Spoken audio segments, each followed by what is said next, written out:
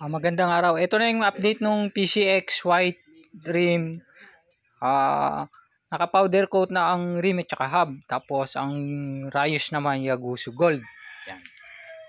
Finit na namin ito, pinatakbo na namin para wala nang problema pagdating sa may-ari. Plug and play na ito. Yan, ang harapan, stock size siya, ang gulong 110/70 by 14 sa harap.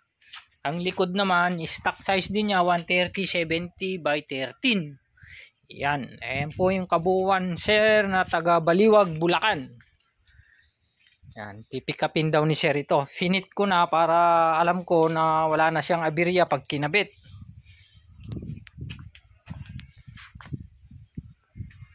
PCX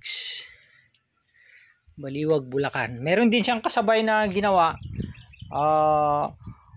All black naman siya, naka powder coat. Tapos silver lining sa gilid. Yan. Ang may-ari naman nito taga parting Pangasinan. Ipapadeliver ito sa Manawag, Pangasinan. Yan. Sa mga line up naman, ito may mga marami na naman nagpapagawan dumarating. Hindi pa natatapos yung mga dati. Nagdadatingan pa rin ang mga maraming nagpapagawa. Ito yung isa na gagawin, TMX 155, gagawing motard. Ito naman gagawin ko sa isa pang ADB 160.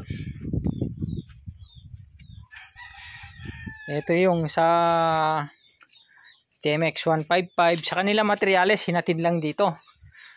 Tapos ito, update ko pa yung mga iba rito.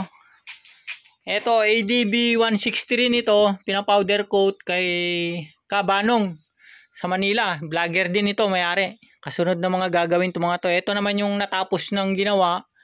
Yung sa gilid ang rayos ito, yung one-sided, nandito pa. Papaship na rin ito sa Maribeles, Bataan. Kinukumpirm ko pa yung address, name address nung pagpapadalan dahil hindi pa kumpleto yung binigay na details. Yan. Tapos ito naman yung saklik. Ma'am, ito na po yung sa inyo sa click. Kasunod na rin po, napapowder coat na ng candy tone red. Yan, maganda. Tapos yung sapasyo, ito naman yung sapasyo. Malapit na rin po matapos ito. Tubeless na lang po ang kulang. Yan. Yan. Ito yung kaparis niya sa harap. Ito yung sapasyo, 13 rim na ito. 13 rim. 13 ang gulong. Tapos yung sa Mio, ito yung mga materyales, kinukumpleto ko na. Dalawang Mio yung nagpagawa, isang 17 rim, isang 14 rim. Tapos ito yung sa side wheel naman sa Ilocos. Ready pick up na sir, itong materyales mo na pinadala, ready pick up na. Yan ang update. Pag mga meron akong hindi na isama sa mga lineup, paki-remind na lang ulit po ako. Ito pa pala. Sa dami ng ginagawa, meron ulit dumating na pang 4 wheels. Ayan, kalas balik ulit ito. I-assemble ko ulit. Kasi mali yung ayos ng rayos, nagwiwiggle daw. Yan, ito, mahuli kong gagawin ito.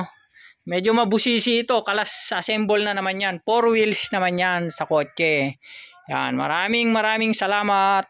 Maraming trabaho, maraming nagpapagawa. Thank you sa lahat ng nagpapagawa, tumatangkilik sa JTR wheel alignment. Ang mga trabaho ko medyo tumatagal pero napunta naman tayo sa quality. Powder coat na tayo sa color. Yung black powder coat, itong white powder coat, yung candy tone red, chrome red, powder coat na yon, yung black kay Sir Kabanong. Yung pasyo, powder coat na yun. Yan, tumagal man ang trabaho, naasahan ko naman na masasatisfied kayo sa pagkakagawa. Yan, thank you. Maraming salamat. Sunod-sunod po yung mga gagawin na. Huwag po kayong mag-alala at matatapos din po natin itong mga sa inyo. Basta yung mga nahuhuling nagpapagawa, sila yung mahuli. Yung mga nauna nagpagawa, unahin ko. Kasi yung mga nauna, medyo matagal na rin. May 2 buwan, may 3 buwan na.